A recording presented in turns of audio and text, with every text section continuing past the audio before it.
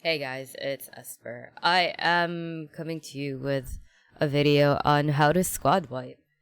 And chances are, if you have nutty aim, you're not going to ever need this video. This is more for people who are like me, who use their game sense, their movements, their tactics to level the playing field. You know, if you find yourself in a lot of squad fights, and you will, because more and more people are teaming up in larger and larger groups as the game gets harder. This is how you start. As a solo player, this is how you make the most out of your situation against the squad. So I want to show you this clip right here, which you guys have seen before. I made a video about this, but now I'm going to break it down for you and show you the tactics that I use. So this is a 4v1 fight. The first thing you want to do when you're fighting a squad, if possible, is to get a pick. We found them. Alright. So right here, I'm engaging a guy. Are you shooting right now? I am. One's down. I end up killing him. So that means that right now there is only a 3v1 left. Granted, there are people that can come into this fight who have heard the shots, but for simplicity's sake, while I'm trying to teach you guys, we are now in a 3v1. Another thing that I want to point out is notice the angle that I'm using. You have to use every little bit of advantage that you can get when you're fighting the squad. So now they're engaging at me from this hallway and this whole length of this hallway. I'm engaging them from this small area right here. The chances of them shooting me and also finding out where I am is a lot less because, one, they first saw me downstairs and now I'm engaging them from the top here. So the area in which to spot me is incredibly small. But now once you've done this, you want to go ahead and move. I believe I engage one more person from here, Kmart dies, and then I take on the rest of the fight myself. Yeah, so this is where Kmart dies. I go downstairs now to push the fight because they're getting slightly more aggressive, and when a squad aggroes on you and puts all of their firepower on you, there are very little chances that you will survive. So it's all about taking away the advantages that the squad has on you. So I've already taken at least one of their members down, so that's a -1 for their numbers.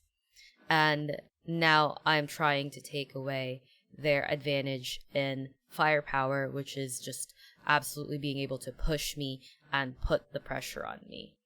Had they double peeked me, this would not have worked, but the way that the terrain here is set up because of the break in the wall. So right here, because of the way that everything is set up, where this gap right here really is just big enough for one person. So you want to engage in places that aren't conducive for squads. You want to engage in tight spaces, in spaces where you can freely move around, but a squad has to maneuver around you. So with this huge barricade over here, there's a lot of room for you to move, but there's not a lot of room for them to maneuver. So this guy is the first one to pop up, and he was the only one to pop up.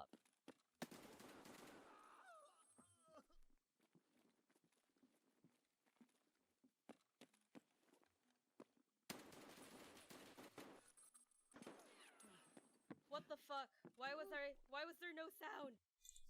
Whether you think that you've wiped them, whether you think that you have killed everybody, you want to first take hard cover. If you need to reload, if you need to med, do it in hard cover.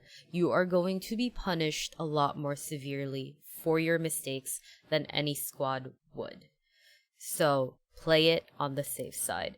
And that was a good thing because I thought that there was only 2 of them at this point, but they throw grenades at me. My heart is beating out of my chest. There's more! Yup.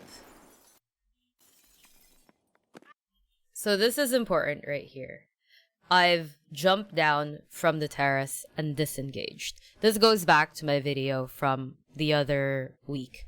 You want to go and engage on your own terms. If I had stayed there, they would have used those grenades to zone me and keep me pinned while they pushed, or perhaps kill me with a grenade. So you want to take away that sort of advantage that they have.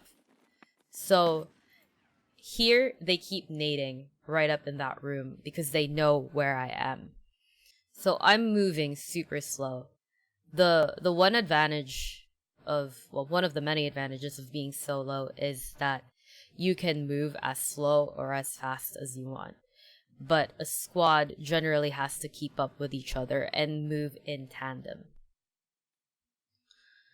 So while this might seem like a very, very boring thing to do, it keeps you alive because your footsteps aren't giving you away and you're keeping your position a surprise to them. And the element of surprise will win you fights if you can back it up with the aim. So you'll see here, that guy did not know I was coming. He was probably going to clear the bottom floor because they realized that I jumped out. So he came from the stairs here, down here, and you see him like look my way exactly as I realized he was coming along. So I get the kill on him. I've given away my position now, but I've also gone and gotten another advantage in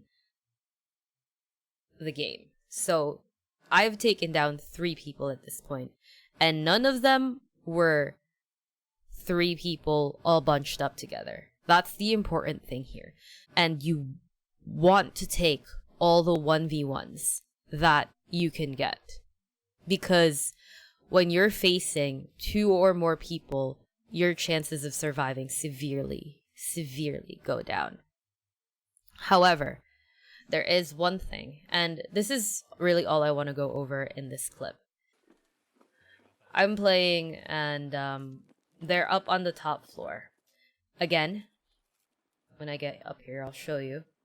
I'm engaging in a really, really tight area. So what you'll see here is that the person back here can't quite fire because there's a person in front of them. And this is a main fault of the squad. Had they been playing in different positions, maybe, let's see, maybe here instead, or over here, instead of being lined up in the corner, they could have most likely gotten me because of a crossfire. And that is very important to identify.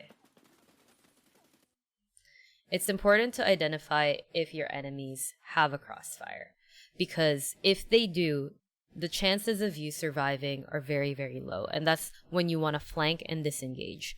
But in a situation like this, where they're lined up, it's a lot easier for you to fire down range and for you to kill them rather than them shooting through each other. So that's the kind of thing that you want to keep in mind. Identify your strengths in the situation. Alright, last clip I want to show you is a clip of a 3v. It was originally a 2v4, but Blue had died early. So we've identified that there are people here. The most important thing here is we knew where they were. So I see a guy here, and then there's another guy that clips through this area right here. He's in the corner. Nading. Yeah, one's right here at the corner. Alright, so at this point, blue has died. So I now am down a teammate, but I also get some information. So I know now that there is a guy roughly in this direction. So this is where it comes down to committing. When I had this information, I had a choice. So I could either back off and go this way, or I could go forward and engage. Over here was not an option because there's two guys waiting for me to go through that box. So this is very much my playstyle. I just put suppressing fire down, and then I spotted him, and he backs off. So now I'm kind of in the situation where I'm in charge of what's going on. And that's not always the case, and it does require a little bit of luck and a little bit of aggression, but it works out.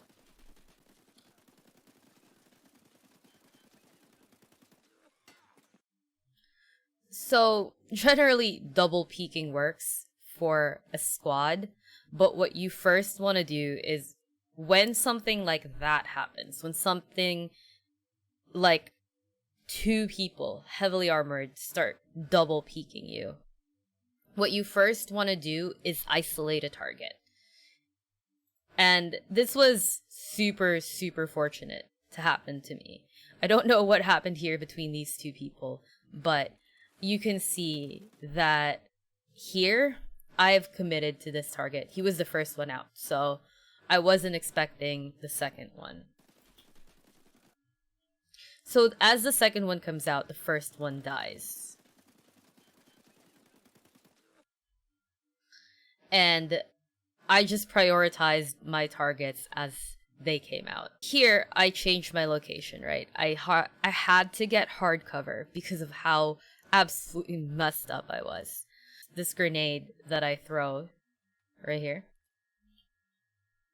it keeps them initially from pushing from this angle. Alright, so they're nading me now, so I make the decision to go and come out swinging. There's still two people left at this point, and I'm getting shot through the trees, point fire, and I die. And a lot of the times, no matter what you're doing, sometimes the sheer numbers will just overwhelm you. But you have to keep in mind that there are things that you can work to your advantage. So I hope this was helpful. I hope that all the examples were something that you guys can relate to. Let me know in the comments if there is something you'd like me to improve, something you'd like me to elaborate. I'm always down for a discussion. Yeah. I want to post more of this sort of tutorial content, so let me know what you would find helpful. And I'm sorry if you can hear the squeaking in the background. That's my dog. Have a good rest of your day, and thank you for watching. Goodbye.